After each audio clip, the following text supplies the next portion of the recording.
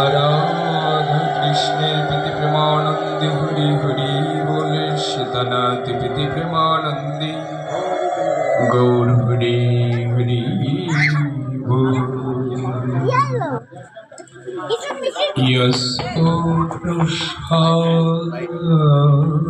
আস্বাদন করেছে তিনটি, কতগুলো হৃদয় নিন।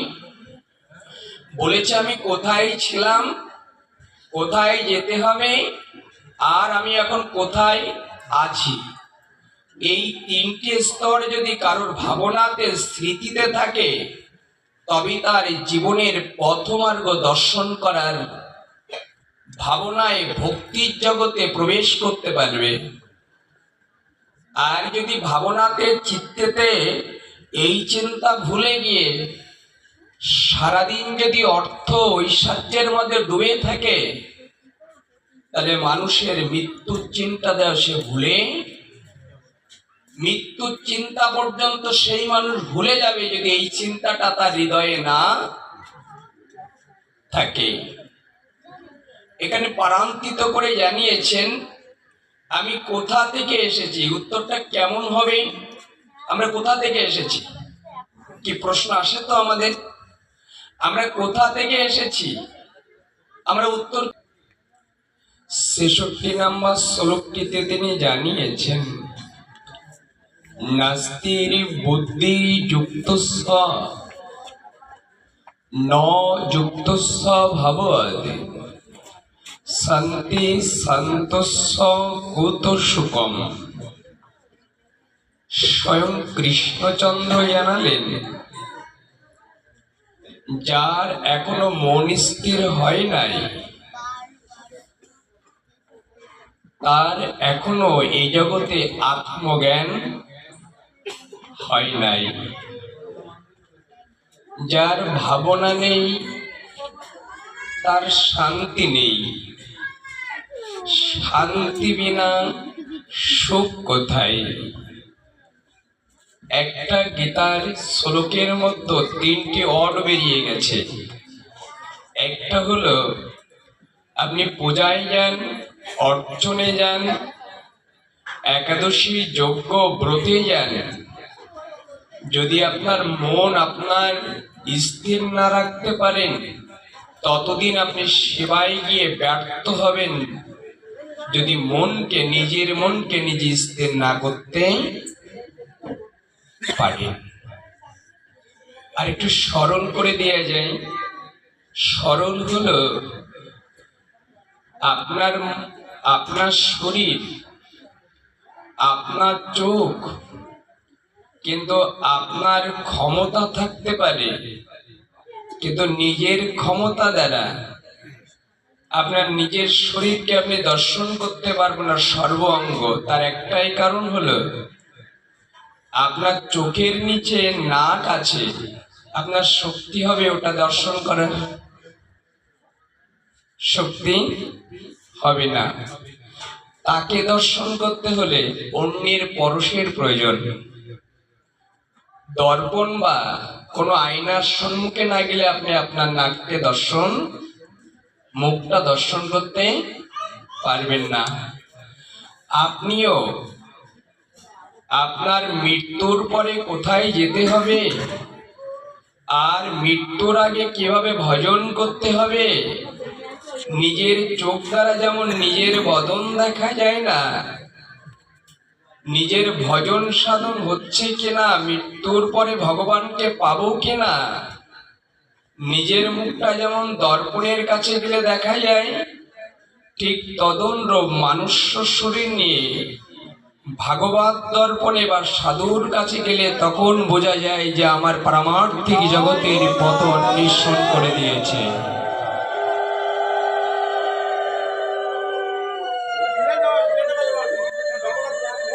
এখন এই স্তরে প্রবেশ করে আমরা অনুসরণ করতে চলেছি।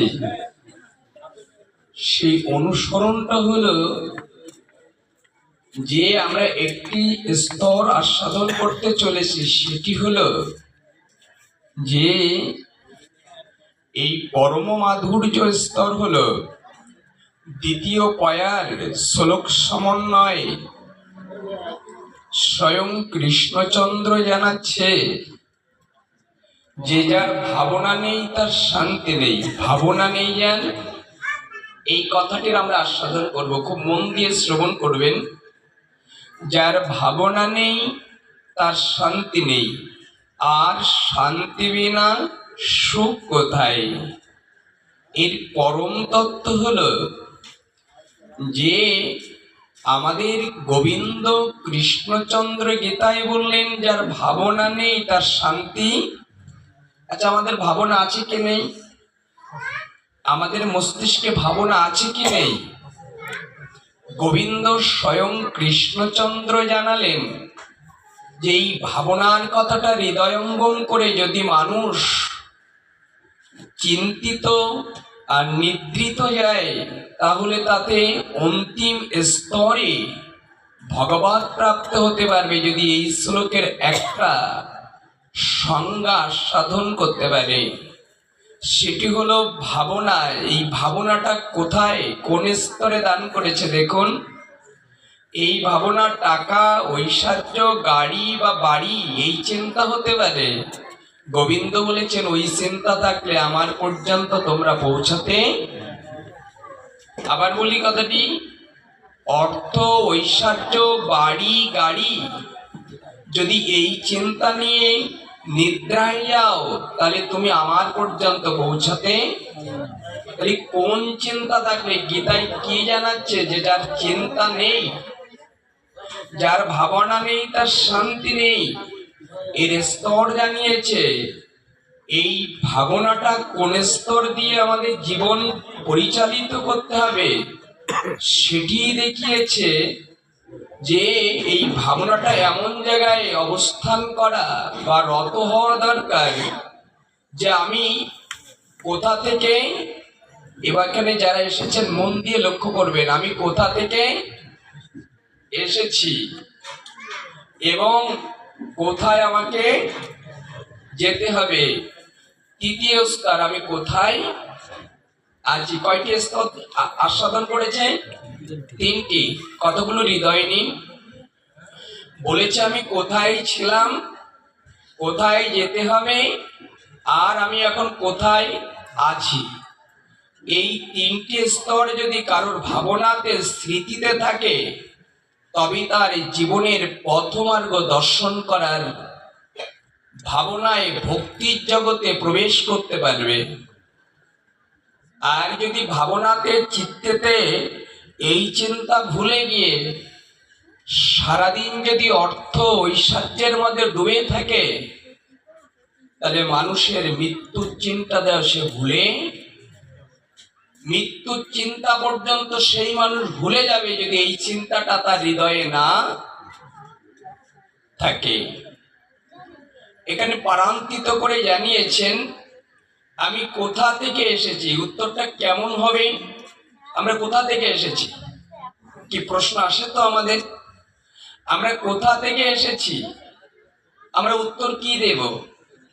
মায়ের গর্ভ থেকে, তাই তো এসেছি। এই জ্ঞানটা হলো সাধারণ জ্ঞান। আমরা মায়ের গর্ভ থেকে। যদি প্রশ্ন করা হয় মা কোথা থেকে এলো, তাহলে প্রশ্নের উত্তর দাঁড়াবে যে মায়ের অন্যের গর্ভ থেকে এলো। তার পরের প্রশ্ন যদি করা হয় সেই মা কোথা থেকে এলো, তার কোনো সংজ্ঞা। এর সংজ্ঞা হলো আমরা এসেছি পরমাত্মার অংশ হতে, আমরা পৃথিবীতে প্রবেশ। দুটি সংজ্ঞা এসেছে এর ভিতরে। একটি সংজ্ঞা হলো জীবাত্মা আর পরম আত্মা। জীবাত্মা আমাদের দেহে অবস্থান করছে, আমরা পরমাত্মা থেকে পৃথিবীতে এসেছি, এটা হলো স্বর। কিন্তু এখানেই তার ব্যতীত স্তর নয়। আমরা পরমাত্মা থেকে জীবাত্মা অবস্থান করেছে। এই জীবাত্মার মধ্যে কোন জীব শ্রেষ্ঠ? দেখুন, কথাগুলো ভাঙলে আনন্দ পাবেন। বলেছে পরমাত্মা থেকে এই জীবাত্মা, জীবটা একটা কুকুরও, একটা বেড়ালও, একটা পশু পাখি, কীট পতঙ্গের ভিতরে জীবাত্মা আছে। কিন্তু এই জীবাত্মার মধ্যে কোন জীব শ্রেষ্ঠ? কোন জীব? আমরা একটু জাগতিক দিকে প্রবেশ করছি, একটু লক্ষ্য করবেন। আপনাদের প্রশ্নের উত্তর দিয়েছেন যে সর্বজীবের শ্রেষ্ঠ হলো মানুষ, জীব শ্রেষ্ঠ। আচ্ছা, আপনাদের মধ্য আর আমার ভিতরে স্তর এলো সর্বজীবের শ্রেষ্ঠ মানুষ। এই মানুষ শ্রেষ্ঠ কিসে? এই যে মানুষ আমরা শ্রেষ্ঠত্ব দাবি করছি কিসে? কি পেলাম মানুষে আমরা শ্রেষ্ঠ কিসের জন্য? এর শ্রেষ্ঠত্ব আমরা পেলাম, শ্রেষ্ঠত্ব স্তর এলাম, কিন্তু কিসের জন্য আমরা শ্রেষ্ঠ এই স্তরটা একটু আস্বাদন করি আমরা। সেই স্তর হলো, স্তরণ করে গোবিন্দ গীতায় জানালেন, চতুর্থ অধ্যায় জ্ঞান যোগের 11 নম্বর শ্লোকটাতে জানিয়েছেন। কি বলেছেন দেখুন, এ অথমাং প্রবাদান্তে তাং শাস্তেব্য ভোজাম মহম মম বর্তান্তে মানুষ্যপাত্য সর্বস্ব। গোবিন্দ গীতায় জানালেন, যে যেভাবে ভজন করে সে সেইভাবে ফল লাভ। এখন আমরা মানুষ পেলাম শ্রেষ্ঠত্ব স্তরে, কিন্তু আমরা যে যেভাবে পারি এটা বুঝে নিয়েছি, কিন্তু আসল রহস্যটা আমাদের আস্বাদন করতে আমরা শ্রেষ্ঠ কিসে।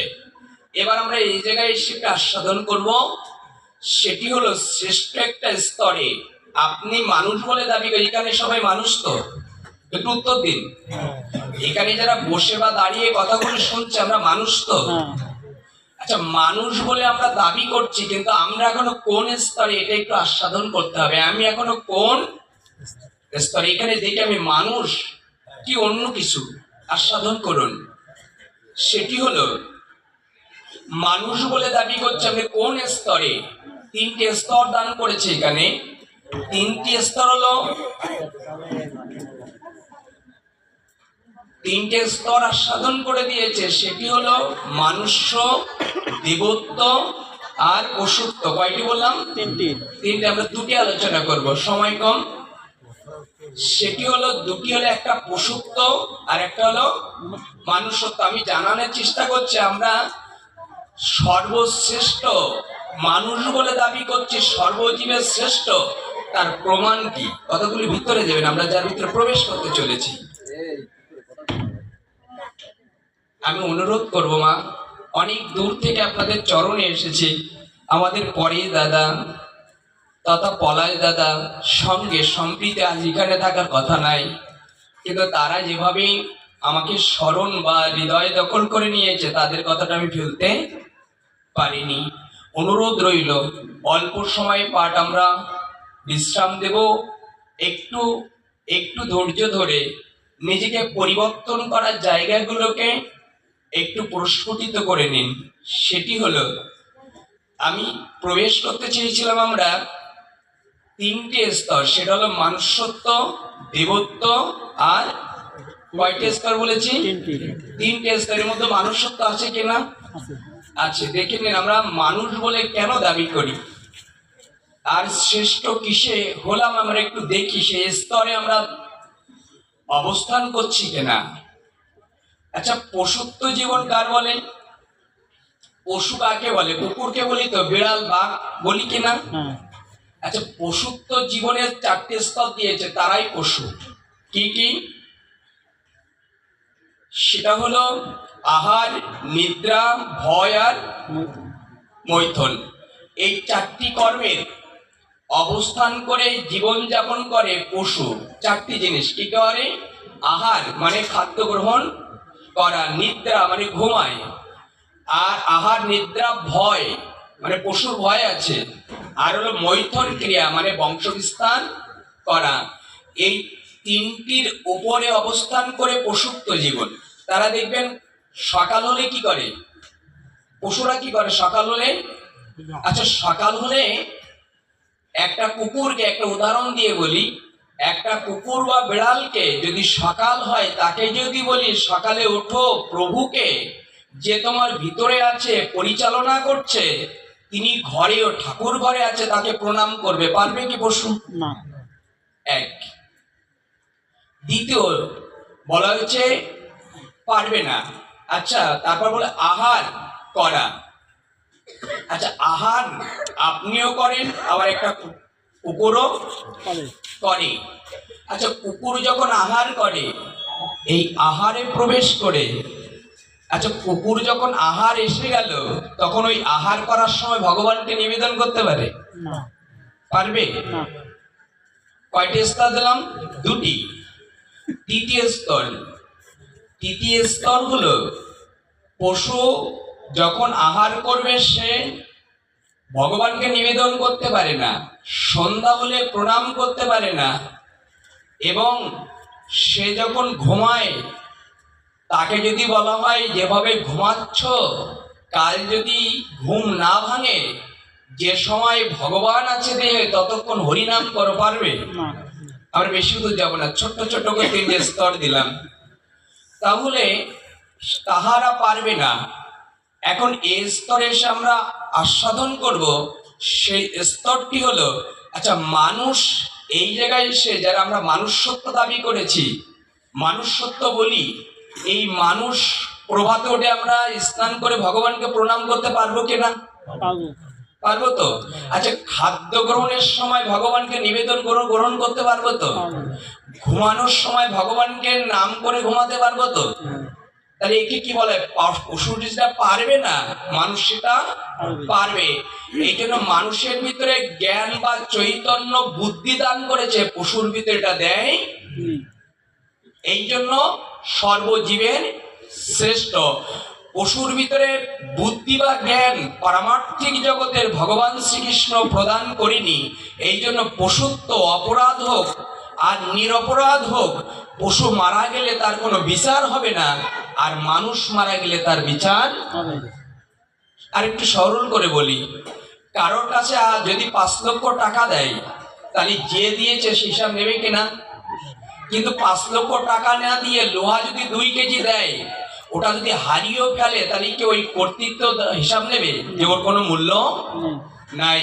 অর্থাৎ পশুর কাছে পারমার্থিক জগতের জ্ঞান বা বুদ্ধি ভগবান দেয়নি, তাই ওর কোনো বিচার। আর মানুষের কাছে জ্ঞান বুদ্ধি